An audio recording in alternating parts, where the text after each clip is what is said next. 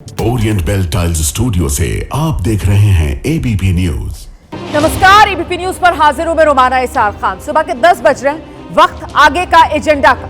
कल पटना के गांधी मैदान में नीतीश कुमार ने रिकॉर्ड बनाया। 10वीं बार बिहार के मुख्यमंत्री के तौर पर नीतीश कुमार ने कल शपथ ली और उनके साथ कुल 26 मंत्री बनाए गए हैं, जिसके बाद अब कयास लगाए जा रहे हैं कि आज नए मंत्रियों को विभागों का बंटवारा हो सकता है। नए मंत्रिमंडल में सामाजिक जातीय समीकरण को साधने की कोशिशें की गई हैं, लेकिन इस सब के बीच परिवारवाद का आरोप बिहार की एनडीए सरकार पर जमकर लग रहा है। आरजेडी ने परिवारवाद को लेकर एनडीए पर तंज कसा है। सम्राट चौधरी, दीपक प्रकाश, लेसी सिंह, इनके साथ साथ कुल 10 नाम हैं और 10 नामों की ये पूरी लिस्ट है आरजेडी की तरफ से ये सोशल मीडिया पर साझा की गई है। 10 नाम लिखकर परिवारवाद के घोर विरोधी प्रधानमंत्री मोदी और नीतीश कुमार के विशेष स्नेह और आशीर्वाद से बिहार की राजनीति से परिवारवाद को समाप्त करने के नए बिहार के निर्माण पर तंज जो आरजेडी की तरफ से कसा गया है। तो आरजेडी के टारगेट पर ये 10 मंत्री हैं। दरअसल 10 मंत्रियों के नाम का जिक्र करते हुए और उनका राजनीतिक रसूख परिवारों का बताते हुए आरजेडी ने निशाने पर प्रधानमंत्री नरेंद्र मोदी से लेकर मुख्यमंत्री नीतीश कुमार तक को लिया है।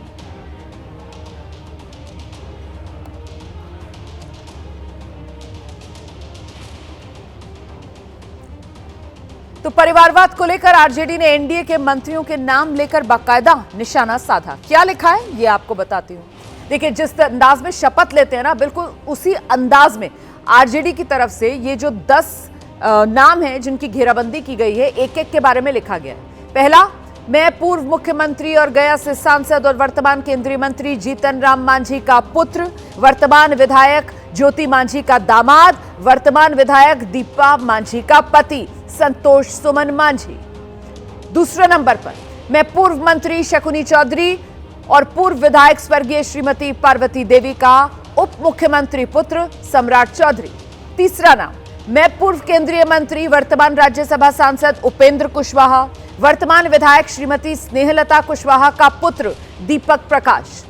अगला नाम, मैं पूर्व केंद्रीय मंत्री दिग्विजय सिंह और पूर्व सांसद पुतुल कुमारी की पुत्री श्रेयसी सिंह। अगला नाम, मैं पूर्व केंद्रीय मंत्री कैप्टन जय नारायण निषाद की पुत्रवधू पूर्व सांसद अजय निषाद की पत्नी रमा निषाद। अगला नाम, मैं पूर्व विधायक जगदीश प्रसाद चौधरी का पुत्र विजय चौधरी।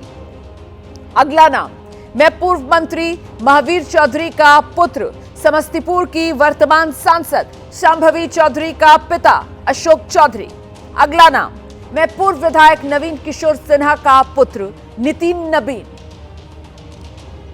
अगला नाम, मैं पूर्व मंत्री चंद्रिका राम का पुत्र पूर्व विधायक अनिल कुमार का भाई सुनील कुमार। अगला नाम जो टारगेट पर लिया गया, मैं समता पार्टी के पूर्व जिला अध्यक्ष स्वर्गीय भूटन सिंह की पत्नी लेशी सिंह। तो ये 10 नाम, और बिल्कुल जैसे शपथ लेते हैं ना, उसी अंदाज में, शपथ वाले अंदाज में इनका इंट्रोडक्शन ऐसे लिखकर परिवारवाद को लेकर इनकी घेराबंदी करके आगे लिखा गया, ईश्वर की शपथ लेता हूं कि मैं परिवारवाद के घोर विरोधी प्रधानमंत्री नरेंद्र मोदी जी, मुख्यमंत्री श्री नीतीश कुमार जी के विशेष स्नेह और आशीर्वाद से बिहार की राजनीति से परिवारवाद को समाप्त करके एक नए बिहार का निर्माण करूंगा। ये है वो कटाक्ष, ये है वो तंज जो आरजेडी की तरफ से साधा गया है, निशाने पर लिया गया है एनडीए की सरकार को कि आप परिवारवाद को खत्म करने की बात करते हैं और किसके भरोसे? इन्हीं परिवारवादी चेहरों के भरोसे। इस पर अब बीजेपी की तरफ से प्रतिक्रिया आई है। क्या कह रहे हैं दिलीप जायसवाल, सुनाते हैं आपको।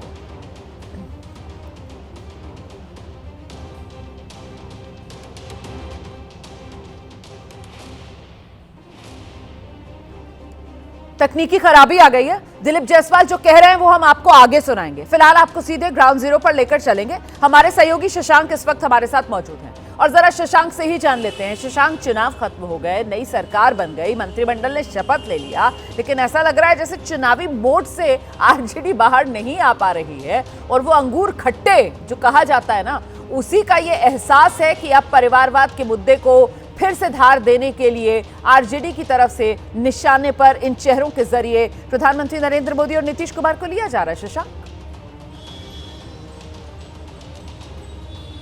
देखिए, पहले राजद को अपना भी देखना होगा। तेजस्वी यादव इस बार फिर से नेता प्रतिपक्ष बने हैं। राजद में किसी और विधायक को जो है नेता प्रतिपक्ष नहीं बनाया गया है। लालू यादव अभी भी राष्ट्रीय अध्यक्ष हैं।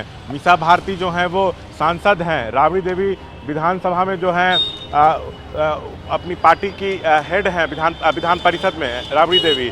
लेकिन यहाँ पर जो नया मंत्रिमंडल जो बना है, इसमें भी परिवारवाद का बोलबाला जो है वो देखने को मिल रहा है। सबसे पहले देखिए, उपेंद्र कुशवाहा की पार्टी, उपेंद्र कुशवाहा तो खुद राज्यसभा सांसद हैं, उनकी पत्नी विधायक बनी है स्नेहलता। बेटे अभी विधानसभा का चुनाव भी नहीं लड़े थे, उनको एमएलसी बनाया जाना है। वो मंत्री पद की शपथ जो है दीपक प्रकाश ले लिए हैं।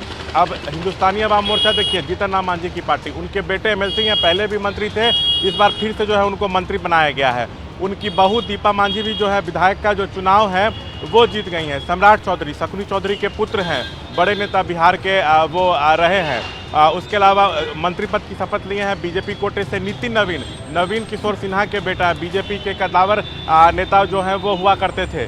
बीजेपी कोटे से मंत्री पद की शपथ ली हैं श्रेयसी सिंह, वरिष्ठ नेता हैं, रह चुके हैं। दिग्विजय सिंह स्वर्गीय उनकी जो है वो पुत्री हैं। तो ज़बरदस्त परिवारवाद का बोलबाला तो इस एनडीए सरकार में भी जो है वो देखने को मिल रहा है। तो अब क्या जवाब बीजेपी जदयू इस पर देती है, ये देखना होगा। नहीं तो जवाब तो दिया गया है ना, बीजेपी की तरफ से जवाब दिया गया है। दर्शकों को वो जवाब सुना देते हैं, जरा सुनाइए क्या कह रहे हैं दिलीप जायसवाल।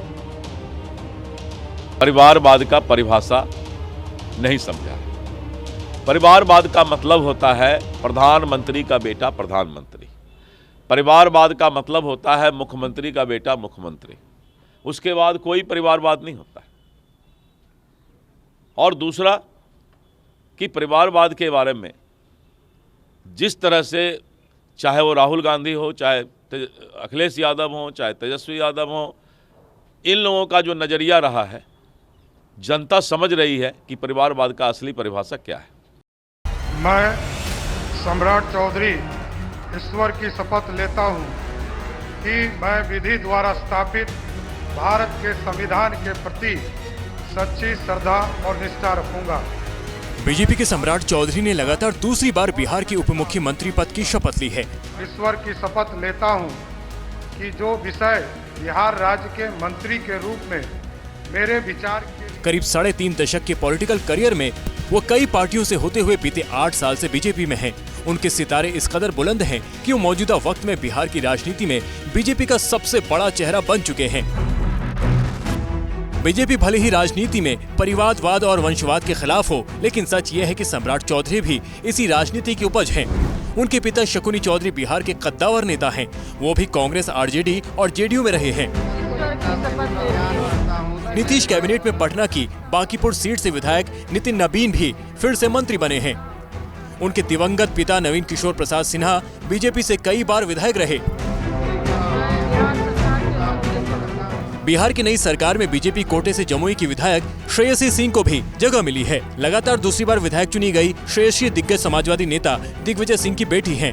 श्रेयसी अंतर्राष्ट्रीय स्तर की निशानेबाज हैं, कई मेडल जीत चुकी हैं, स्पोर्ट्स में उनका बड़ा नाम है। लेकिन हकीकत ये भी है कि सियासत उन्हें विरासत में मिली है। पिता ही नहीं, मां भी सांसद रही हैं। नीतीश सरकार में बीजेपी विधायक रमा निषाद भी मंत्री बनी हैं। रमा ने चुनावी मौसम में ही पति अजय निषाद के साथ बीजेपी में वापसी की। मुजफ्फरपुर की औराई सीट से पार्टी ने टिकट दिया, जोरदार जीत दर्ज की, जिसका इनाम बीजेपी ने मंत्री पद से नवाज कर दिया है। रमा के पति बीजेपी से सांसद रहे, पिछली बार टिकट कटा तो कांग्रेस से लड़े और हारे। रमा के ससुर यानी अजय निषाद के पिता कैप्टन जय नारायण निषाद भी बिहार के बड़े नेता रहे हैं। उनका कई पार्टियों से नाता रहा है। चुनावी साल में ऐसे कई मौके आए जब जेडीयू के अंदर नीतीश कुमार के इकलौते बेटे निशांत को राजनीति में लाने की मांग उठी, लेकिन खुद नीतीश ने इस पर विचार करना भी जरूरी नहीं समझा। निशांत भी नेता बनने के सवाल को टालते रहे हैं। पहले भी हमने वादा किया, पूरा किया, इस बार भी वादा किया करेंगे।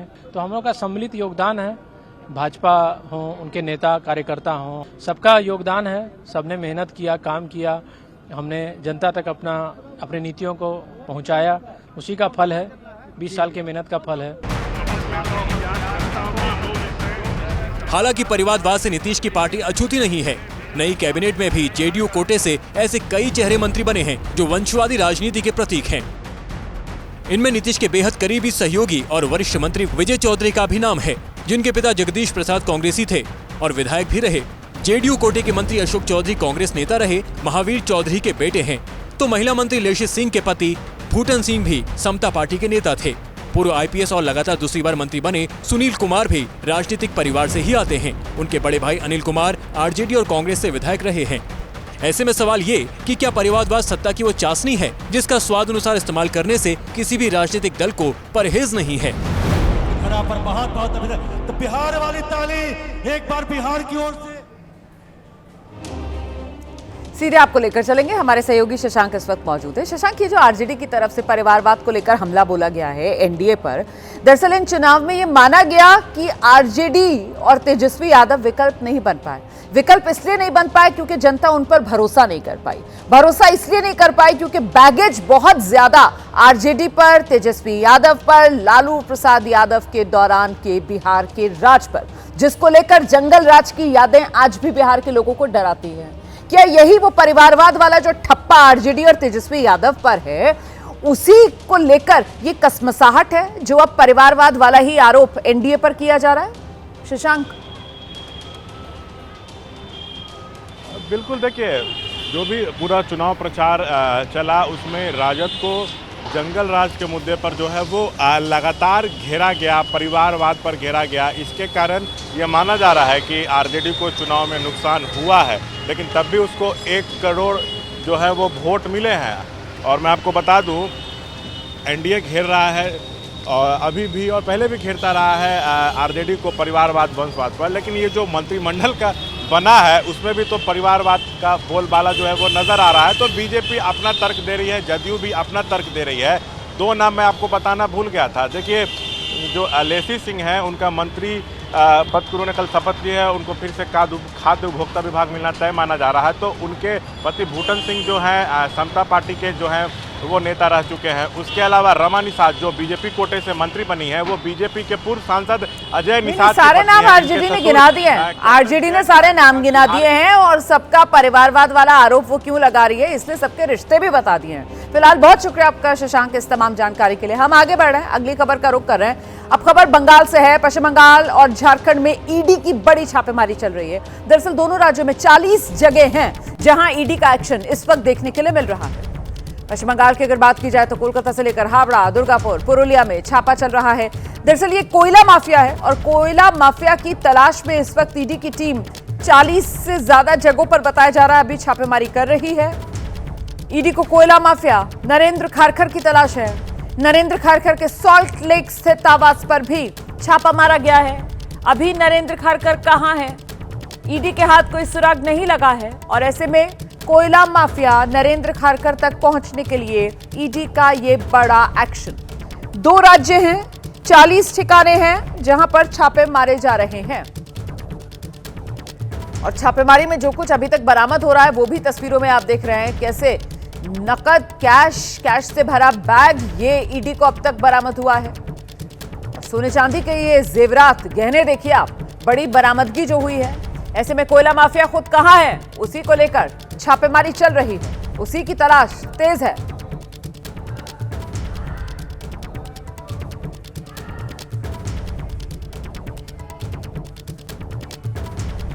आगे बढ़ेंगे, अब बात दिल्ली धमाकों की करते हैं जिसके गुनहगारों पर एनआईए शिकंजा कस रही है और साथ ही दूसरी तरफ वो अल फलाह यूनिवर्सिटी और अल फलाह यूनिवर्सिटी में जिस तरीके से आतंक का कनेक्शन सामने आया, उसके बाद अल फलाह यूनिवर्सिटी में अलग तरीके की जांच चल रही है, वित्तीय अनियमितताओं को लेकर जांच चल रही है।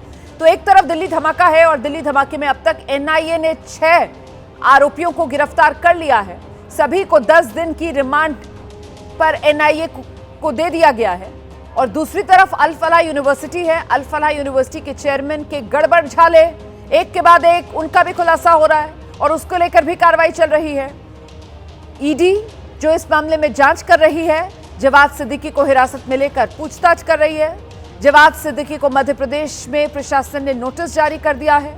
दरअसल मऊ में जवाद सिद्दीकी का पैतृक घर बताया जाता है और इसी घर को तोड़ने का नोटिस जारी हुआ है। 3 दिन के भीतर घर खाली करने को कहा गया है। वहीं दूसरी तरफ दिल्ली ब्लास्ट के गुनहगारों के खिलाफ एनआईए का एक्शन चल रहा है। आरोपियों की गिरफ्तारी के लिए एनआईए जांच कर रही है। जांच एजेंसी ने गुरुवार को जो इस पूरे षड्यंत्र के 4 मुख्य आरोपी हैं, doctor Muzammil, doctor Adil, doctor Shaheen और मुफ्ती इरफान, इन चारों को गिरफ्तारी के बाद एनआईए कोर्ट में पेश किया, जहां से इनकी 10 दिन की रिमांड एनआईए को मिली है। इस मामले में अब तक एनआईए ने कुल 6 गिरफ्तारियां की हैं। इन चारों से पहले एनआईए ने एक आमिर को गिरफ्तार किया था, जिसके नाम पर i20 गाड़ी रजिस्टर्ड है, और एक दानिश को गिरफ्तार किया था, जो डॉक्टर उमर उल नबी का दोस्त है। तो दिल्ली आतंकी हमले के मामले में रोज रोज नए नए खुलासे हो रहे हैं, नई नई गिरफ्तारियां हो रही है। वहीं फरीदाबाद की अल-फलाह यूनिवर्सिटी पर भी शिकंजा लगातार कस रहा है। यूनिवर्सिटी के चेयरमैन जवाद सिद्दीकी को मध्य प्रदेश प्रशासन ने अब नोटिस जारी कर दिया है। जैसा कि मैंने आपको बताया, महू में जवाद का घर है और इसी को तोड़ने को लेकर नोटिस जारी हुआ है। प्रशासन ने 3 दिन का अल्टीमेटम दिया है। 3 दिन के भीतर भीतर घर खाली करने को कह दिया गया है।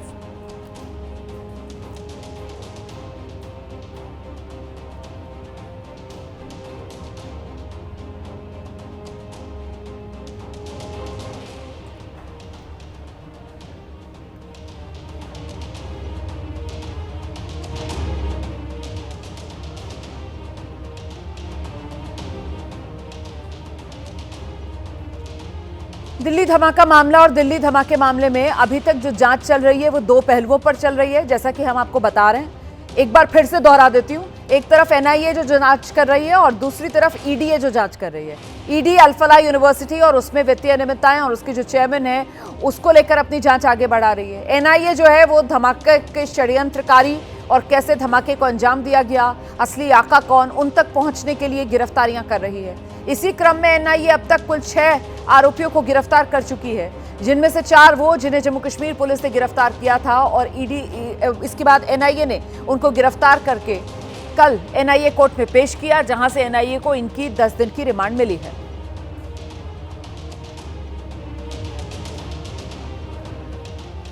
अब अगली खबर का रुख करेंगे। बात एसआईआर की करेंगे, जिसको लेकर सियासी घमासान मचा हुआ है। पश्चिम बंगाल की मुख्यमंत्री ममता बनर्जी ने चुनाव आयोग को पत्र लिखा है। बंगाल में चल रहे स्पेशल इंटेंसिव रिवीजन पर चिंता जताई है।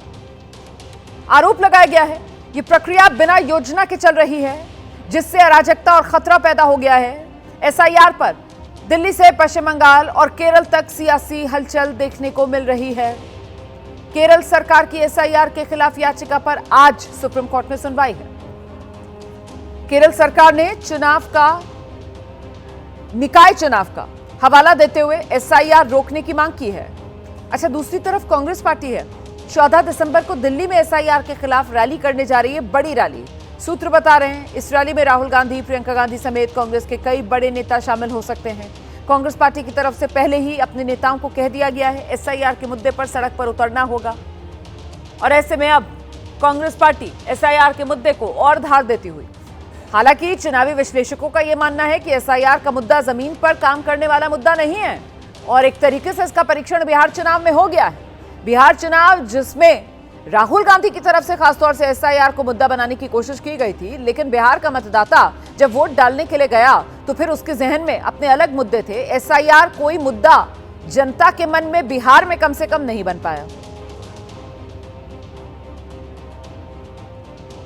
उधर ममता बनर्जी की तरफ से सवाल उठाए गए हैं और अब इस पर पलटवार बीजेपी कर रही है। पश्चिम बंगाल विधानसभा में नेता विपक्ष शुभेंदु अधिकारी, उनका बयान आया है, कह रहे हैं ममता बनर्जी पहले दिन से ही लोगों को डराने का काम कर रही है। ममता बनर्जी को सत्ता जाने का डर है। ममता बनर्जी सीसी पर निजी हमले कर रही है। उनका दर्द सिर्फ बांग्लादेशियों के लिए है। बीजेपी की तरफ से ममता बनर्जी पर बड़ा हमला। ममता बनर्जी कौन है ये शहर रोकने वाला? ये तो सीधा सीधा कॉन्स्टिट्यूशनल बॉडी को अटैक कर रहा है। ये शहर कोई नया बात नहीं है, ये 9th शहर हो रहा है देश में। और उन्होंने फर्स्ट डे से ये लोग को डराने का काम, इलेक्शन कमिश्नर सीओ के खिलाफ पर्सनल अटैक करना, सीईसी के खिलाफ उनको गाली देना। उन्होंने 1000 डाटा एंट्री ऑपरेटर देना था, उनका फाइनेंस ने रोक के रखा है। जो रेम्यूनरेशन इलेक्शन कमीशन देने के लिए अप्रूव किया है वो रोक के रखा है। वो कौन है? 7 फरवरी में फाइनल वोट रिलीज नहीं होगा तो अप्रैल में चुनाव नहीं होगा। चुनाव नहीं होगा तो संविधान में लिखा हुआ है क्या होने वाला है। अपनी कुर्सी जाने के लिए वो हल्ला बोल कर रहा है, सत्ता जाने का डर है। जो भारत का नागरिक नहीं है, फिर से सुन लीजिए, जो भारत का नागरिक नहीं है, जो घुसपैठ करके आया है, उसके साथ भारत के संविधान के तहत न्याय संबद्ध कार्रवाई होती रहेगी।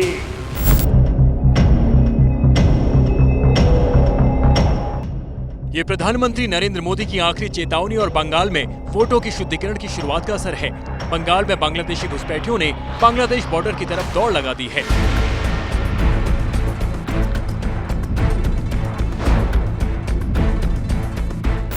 আইছি সবাই যেভাবে আসে ওইভাবে আইছি। আবেদন আমরা সরকারের কাছে সারেন্ডার করে যে ঘরে যাব। আর এই এসআইআর ঘোষণা হওয়ার পর থেকেই আপনাদের মধ্যে আতঙ্ক? বাংলাদেশ। ভারতে কত বছর আগে এসেছিলেন? 1 বছর। ভারতে আমি থাকতাম হাওড়া জেলা। बंगाल का बशीरहाट बॉर्डर, बांग्लादेशी घुसपैठियों के झुंड यहाँ इकट्ठा हो चुके हैं। पुरुष, महिलाएं, बच्चे, बुजुर्ग। जब से बंगाल में एसआईआर शुरू हुआ है, अवैध प्रवासियों के बीच वापस बांग्लादेश जाने की होड़ मची है।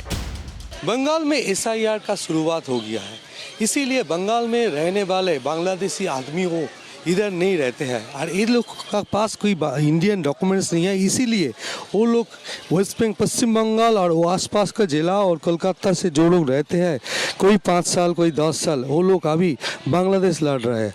हम लोग इधर है बसीराट का हकीमपुर बॉर्डर में है। बंगाल में अवैध रूप से रह रहे बांग्लादेशियों का जमावड़ा सिर्फ बशीरहाट बॉर्डर पर ही नहीं लगा है। ये वीडियो स्वरूपनगर बॉर्डर का है। आप भीड़ चेक कीजिए।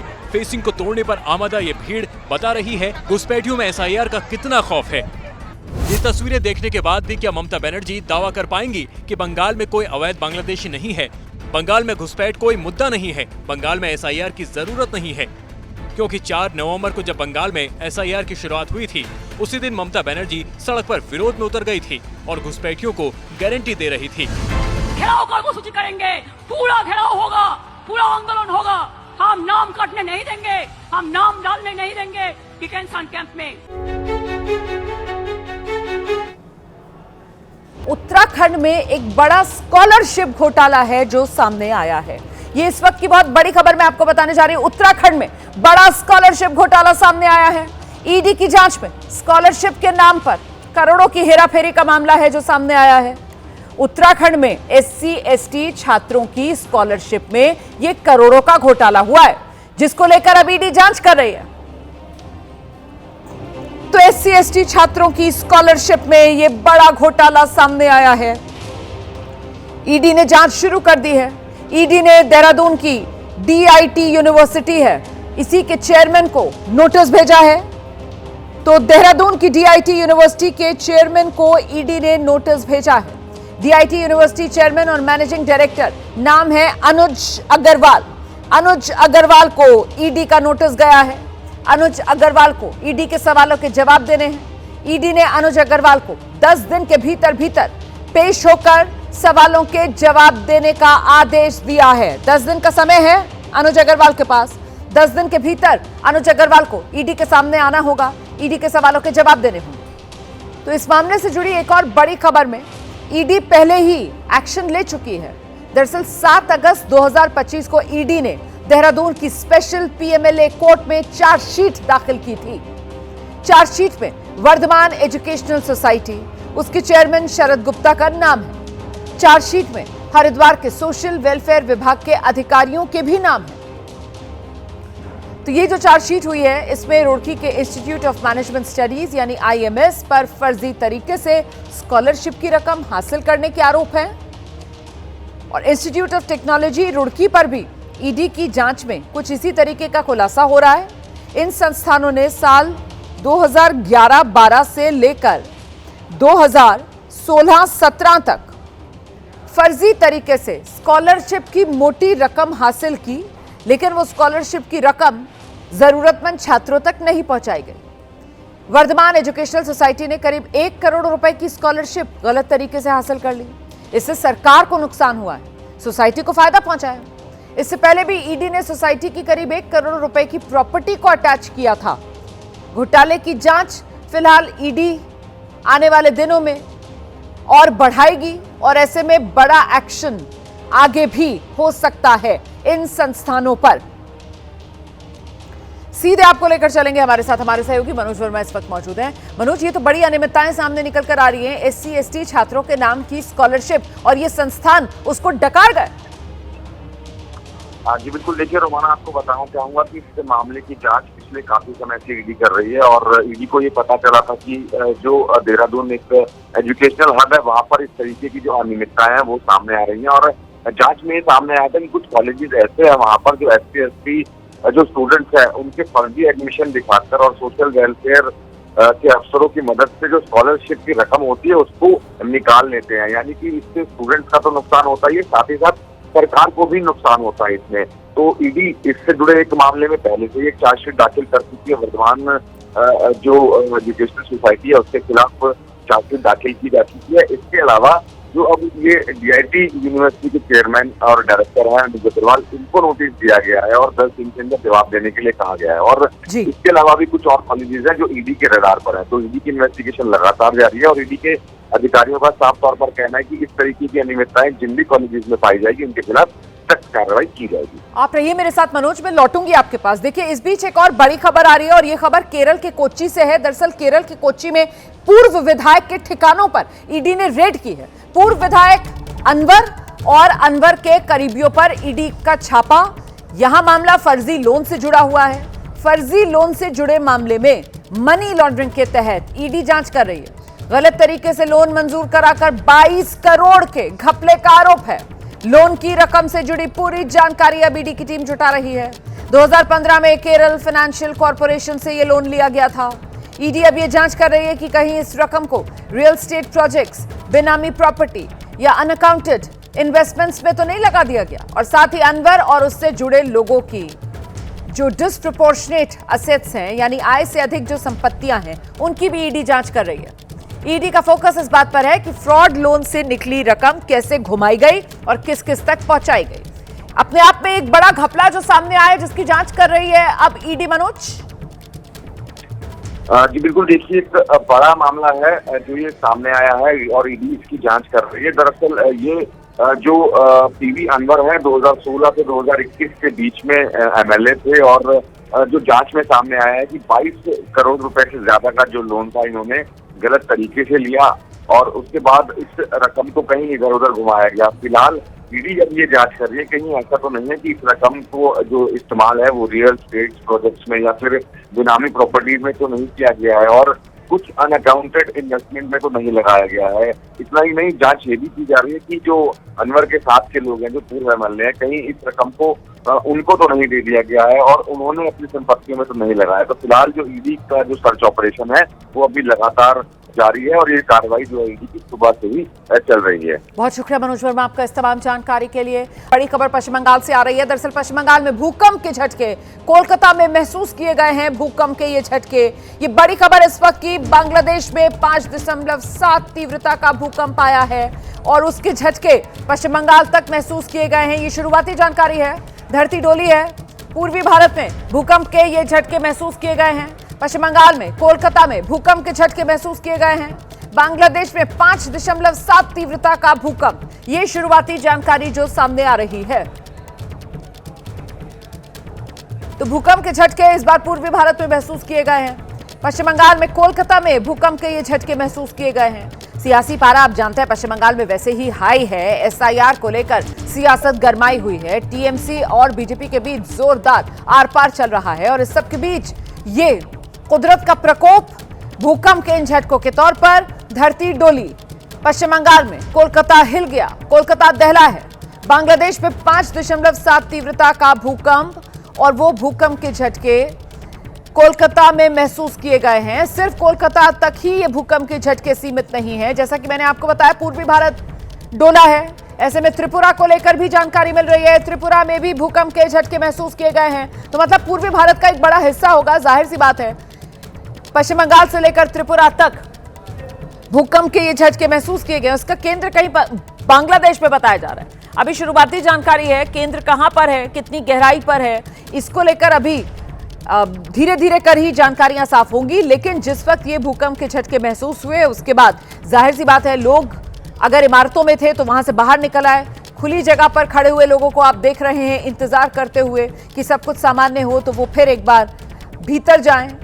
सुबह का वक्त है, बहुत से लोग ऑफिस पहुंच चुके हैं और ऐसे में ऑफिस की ये बड़ी बड़ी ऊंची इमारतें जहां से धीरे धीरे कर लोग बाहर निकलते हुए, जब भूकंप के झटके आते हैं तो आप जानते हैं अगर आप ऊंचाई वाली इमारत में हैं तो फिर लिफ्ट का इस्तेमाल नहीं करना होता है, सीढ़ियों के रास्ते ही आपको नीचे आना होता है और बेहतर ये होता है कि आप जल्द से जल्द किसी खुले सुरक्षित स्थान पर आ जाएं। इन तस्वीरों में भी आप वही देख रहे हैं, ये ऊंची इमारत है और इस ऊंची इमारत से लोग बाहर निकल आए हैं और खुले में इस वक्त खड़े हुए नजर आ रहे हैं। कोलकाता की ये तस्वीर आपके सामने। हमारे साथ कोई हमारे सहयोगी हैं क्या जिनसे हम इस पर और जानकारी ले सकते हैं? अभी इंतजार है हमें किस समय ये भूकंप के झटके आए, इस सवाल का जवाब अभी हम आप तक पहुंचाएंगे। और कितनी देर तक ये भूकंप के झटके महसूस हुए हैं, फिलहाल इस भूकंप का केंद्र कहां पर है, एपिसेंटर क्या था, इस अर्थक्वेक का तीव्रता 5.7 बताई जा रही है। क्या केंद्र बांग्लादेश में ही था, इसको लेकर भी अभी पुष्टि तो नहीं हो पाई है, लेकिन बांग्लादेश में भी 5.7 तीव्रता का ये भूकंप जो बताया जा रहा है, तो बहुत मुमकिन है कि बांग्लादेश में इसका केंद्र रहा हो और ये बांग्लादेश में जो भूकंप आया है इसके झटके जो हैं वो पूर्वी भारत तक महसूस किए गए। दिल्ली धमाके से जुड़ी इस वक्त की बड़ी खबर है, डॉक्टर मुजम्मिल के घर से जो विस्फोटक मिले, वीडियो उसका, मुजम्मिल के घर से अमोनियम नाइट्रेट के 50 कट्टे मिलने का वीडियो सामने आया है। फरीदाबाद के फतेहपुर तगा गांव में रहता था आतंकवादी मुजम्मिल, किराए पर उसने ये जगह ले रखी थी। 10 नवंबर को जांच एजेंसियां जब छापेमारी करने के लिए गई थी तो उस वक्त देखिए कैसे ये अमोनियम नाइट्रेट के कट्टे हैं, ये जो सफेद रंग के आपको कट्टे नजर आ रहे हैं इनमें वही केमिकल अमोनियम नाइट्रेट भरा हुआ है। 10 नवंबर को जांच एजेंसियों की छापेमारी में ये विस्फोटक मिला था। केमिकल होता है ये अमोनियम नाइट्रेट और बड़ी आसानी से इससे विस्फोटक तैयार किया जा सकता है। और देखिए कैसे अमोनियम नाइट्रेट जो है वो बोरों में भरकर यहां पर रखा हुआ है, क्योंकि खाद्य विक्रेता के जरिए ही ये खेप हासिल की थी इन आतंकियों ने। इसको लेकर भी जब जांच हुई है तो तस्वीर साफ हुई है। वो खाद्य विक्रेता, उससे भी पूछताछ यहां पर की गई थी। तो ये फरीदाबाद का फतेहपुर तगा गांव, यही फतेहपुर तगा गांव में ही ये मकान किराए पर लिया हुआ था डॉक्टर मुजम्मिल ने, और डॉक्टर मुजम्मिल के इस ठिकाने से ये अमोनियम नाइट्रेट की खेप जो बरामद हुई थी उसी की तस्वीरें, एक्सक्लूसिव वीडियो है, एबीपी न्यूज पर आप देख रहे हैं। जिस वक्त जांच एजेंसियां इस घर में घुसी, अंदाजा भी नहीं हुआ होगा उनको कि ये जो सफेद रंग की बोरियां सी रखी हुई हैं, ये जो कट्टे से रखे हुए हैं यहां पर, इनमें आतंक का सामान भरा हुआ है।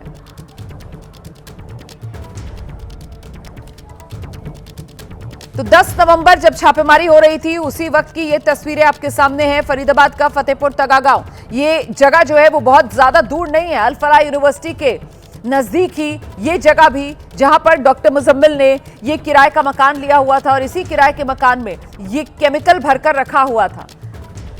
सीधे आपको लेकर चलेंगे, हमारे साथ हमारे सहयोगी उज्जवल इस वक्त मौजूद हैं। उज्जवल, जिस समय जांच एजेंसी की टीम फतेहपुर तगा के इस घर में दाखिल हुई होगी, उनको शायद ही एहसास हो कि आतंक का ये सामान इस तरीके से कट्टों में भरकर रखा हुआ वहां पर मिलेगा उन्हें। उज्जवल जी बिल्कुल रोमाना जी, बिल्कुल ठीक कहा आपने।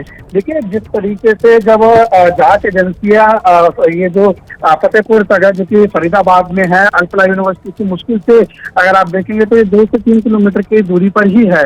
जब जांच एजेंसी यहाँ पर पहुंची होगी तब उनको खुद अंदाजा नहीं होगा कि ये जो बारूद का सामान है, ये जो विस्फोटक है, इतनी मात्रा में फतेहपुर तगा के जो गाँव है, छोटे से घर में, एक छोटे से कमरे में जो है वो इतना जो है वो विस्फोटक जो व्हाइट कॉलर आतंकी मॉड्यूल है इन्होंने जमा कर रखा होगा।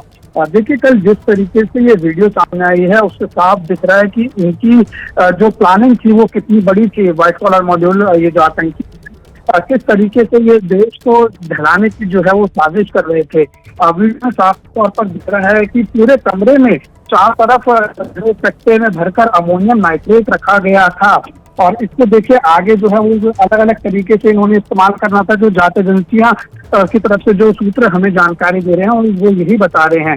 जब अंदर जांच एजेंसियां दाखिल हुई इस कमरे के अंदर तो कहीं ना कहीं वो भी खुद देख के जरूर हैरान हुई होंगी, इतना ज्यादा जो हीरा है ये यहाँ तक कैसे पहुंच गया।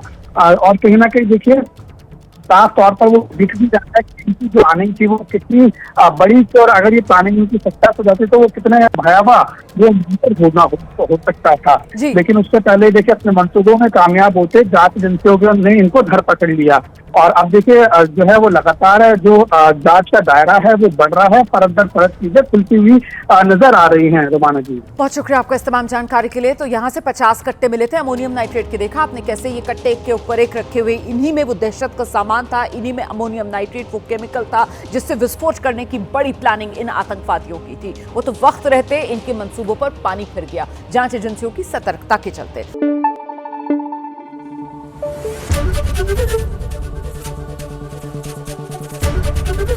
एबीपी न्यूज आपको रखे आगे।